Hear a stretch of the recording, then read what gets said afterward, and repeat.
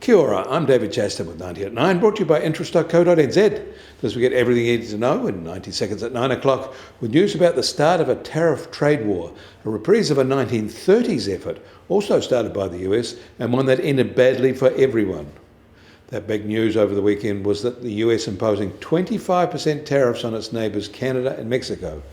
Worryingly, these mean the US has unilaterally broken its NAFTA 2 and Trump-imposed trade treaty obligations. Mexico and Canada hit back immediately. Canada also imposed a 10% tariff on their oil exports to the US. China's going through the WTO dispute process.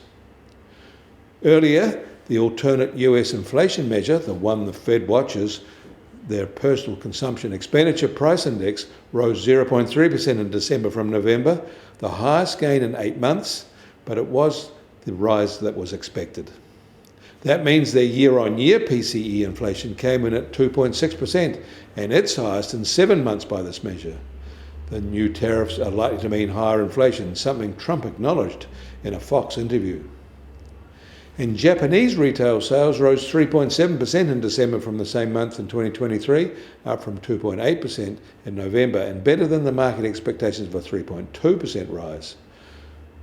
This was the 33rd straight month of expansion in retail sales in Japan and the fastest growth since June 2024. Rising pay levels are getting the credit for the expansion. In India, their new federal budget has cut income taxes. They'll still run a deficit of 4.4% of GDP if they can maintain their 6.8% growth rate.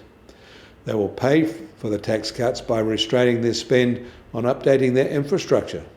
India also cut tariffs.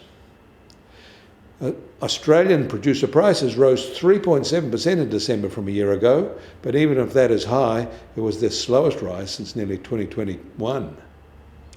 And the US Treasury 10-year yield is now 4.54% and up 3 basis points from Saturday at this time.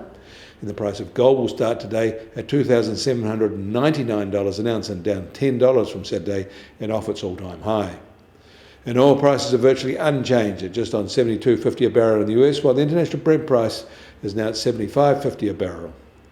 And the Kiwi dollar is now at 56.4 US cents and down 40 basis points from this time Saturday. Against the Aussie, we're down 10 basis points at 90.7 Australian cents. Against the euro, we're little changed, just under 54.4 euro cents. That all means our trade weight index starts today at just on 67.1 and down 10 basis points from Saturday. You get more news affecting the economy in New Zealand from interest.co.nz. Kia ora, I'm David Chaston, and we'll do this again tomorrow.